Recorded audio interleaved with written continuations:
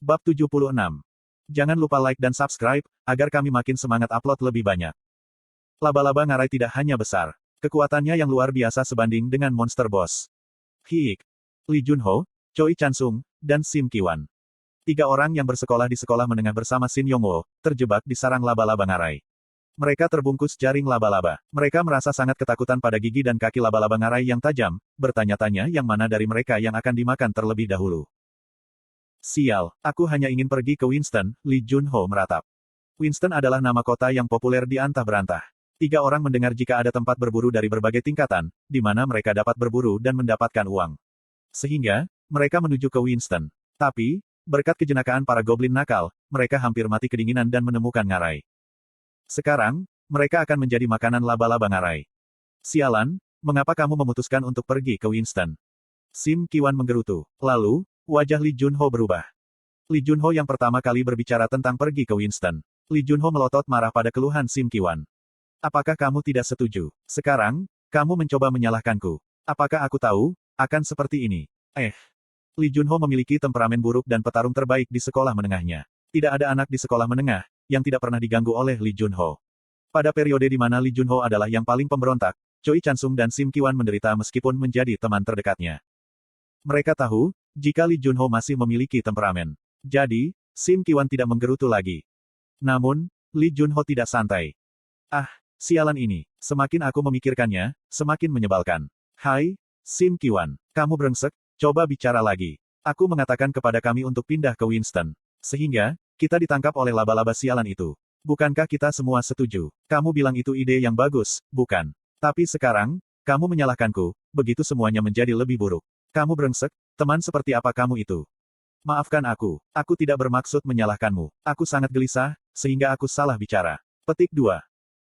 Sial, kenapa kamu tidak melakukan sesuatu, jika kamu menyesal? Si brengsek ini benar-benar harus pergi ke neraka. Choi Chansung yang pendiam dengan cepat menengahi di antara mereka. Kenapa kita bertarung sekarang? Mari kita mencoba mencari cara untuk melarikan diri, daripada bertarung. Sejujurnya, Choi Chansung dan Sim Kiwan tidak menyukai Lee Junho. Lee Junho adalah seorang teman, tapi dia cenderung memandang rendah Choi Chansung dan Sim Kiwan. Mereka sekarang berusia 26 tahun, dan tidak ingin terus bertindak seperti tahun-tahun sekolah menengah mereka. Di sisi lain, Lee Junho tidak dapat beradaptasi dengan masyarakat. Karena sifatnya yang kotor dan karena ia hanya memiliki beberapa teman. Karena itu, dia sering ingin bergaul dengan Choi Chansung dan Sim Kiwan. Choi Chansung dan Sim Kiwan ingin mengabaikan Lee Junho. Tapi, mereka tidak dapat dengan mudah menjauhi Lee Junho, setelah saling mengenal selama 10 tahun. Tapi sekarang, mereka mencapai batasnya. Apakah dia gila? Dia menyebut seorang teman brengsek. Bajingan itu Lee Junho, dia tidak bisa memperbaiki kebiasaan kotornya. Kiwan juga memiliki banyak kebanggaan. Saat suasana menjadi tegang, angin dari luar membawa suara gangguan. Dolar tanda pagar, gelombang persen. Suara itu berasal dari tempat yang jauh. Sehingga, ketiga orang itu tidak bisa memahami dengan tepat isi dari gangguan tersebut. Tapi, laba-laba ngarai itu berbeda. Laba-laba ngarai mengunci ketiga orang itu, dan melirik ke arah luar sarang. Kikikik. Laba-laba ngarai melompat dengan bersemangat. Tampaknya bersukacita, jika mangsa baru telah muncul. 3 orang merasa lega, melihat laba-laba ngarai meninggalkan sarang. Fiuh, aku pikir aku akan mati. Aku setuju. Ayo, mari kita melarikan diri dari tempat ini. Lee Junho adalah seorang warrior level 88. Karena kecenderungannya yang agresif, dia menginvestasikan sebagian besar statusnya ke dalam kekuatan. Karena itu, dia berusaha memutus jaring dengan tubuhnya. Tapi, tidak peduli bagaimana dia menggerakkan tubuhnya, jaring tidak bergerak. Apa-apaan ini? Aku tidak bisa menghancurkannya bahkan dengan kekuatanku. Lee Junho menjadi lelah, dan akhirnya menyerah untuk menghancurkan jaring. Kemudian Sim Kiwan, yang merupakan Fire Mage level 87, meneriakkan mantra dan memanggil api. Waruruk. Jaring laba-laba di sekitar tubuh Sim Kiwan mulai terbakar. 3 orang bersorak, saat membayangkan sarang laba-laba berubah menjadi abu. Tapi setelah beberapa saat, kobaran api mereda dan mengungkapkan jika sarang laba-laba hanya memiliki permukaan yang menghitam, dan masih menjebak tubuh Sim Kiwan dengan erat. Wajah Sim Kiwan memucat. Apa ini? Itu tidak bisa dibakar dengan api. Serahkan padaku. Taif level 89, Choi Chansung maju ke depan. Dia memegang dagger di satu tangan dan mencoba memotong jaring dengan dagger. Namun, bahkan dagger tajam tidak dapat memotong jaring. Luar biasa, bahkan tidak gores. Inilah mengapa, laba-laba ngarai meninggalkan tempat ini dengan mudah. Hanya 3 orang yang levelnya sangat rendah. Sehingga, mereka tidak bisa menyingkirkan jaring laba-laba atau menghindari kematian. Mereka putus asa. Pada akhirnya, kita akan dimakan oleh laba-laba bajingan itu. Hei, jika kita tetap akan mati, mari kita lockout. Bukankah lebih baik untuk melepaskan XP daripada dimakan? Lee Junho dan Sim Qiwan sudah mencoba lockout. Tapi, dalam situasi ini, Anda tidak dapat menghindari kematian. Jika Anda lockout, itu akan diperlakukan sebagai kematian. Melayang di depan mereka dan mereka ragu-ragu. Namun, keadaan ini berarti lebih baik untuk lockout. Oke, mari kita lockout. Aku akan benar-benar kehilangan martabatku sebagai manusia, jika aku mengalami dimakan laba-laba. Oke, lock. Choi Chansung mencoba menghentikan dua orang yang ingin keluar.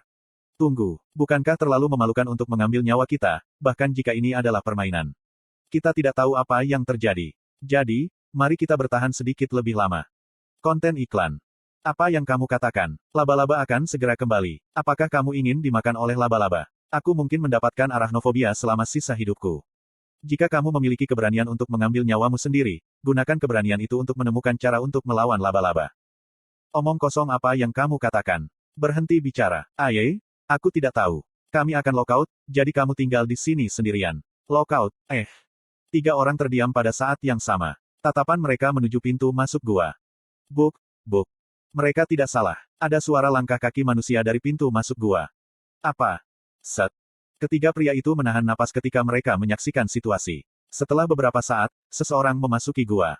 Laba-laba bajingan itu telah hidup selama beberapa dekade. Jadi, apakah dia mengumpulkan harta di sarangnya? Bajingan ini, sulit diburu. Orang ini memburu laba-laba yang menakutkan itu. Lee Junho, Choi Chansung dan Sim Qiwan memandang pria itu dengan ekspresi tidak percaya. Setengah wajah pria itu ditutupi oleh helm besar, yang tampaknya terbuat dari tengkorak monster raksasa. Penampilan helm itu mengerikan. Tiga orang saling berbisik, karena mereka khawatir pria itu akan mendengar. Pria itu sepertinya tidak biasa. Itu benar, dia seperti seorang psikopat dengan rasa estetika yang aneh. Tapi, mari kita minta bantuan. Harem, dia terlihat berbahaya. Tidak akankah dia membunuh kita? Itu mungkin. Ya.